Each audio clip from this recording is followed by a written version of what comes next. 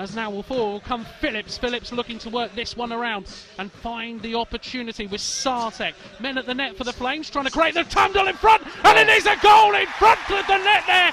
It's Jez Lundin who gets the goal in there. The men went to the net for the Flames. You can just see it on the replay here. Satek fed the perfect shot, rebound in front, and Lundin with the easy finisher with 12 and 48 gone in the first.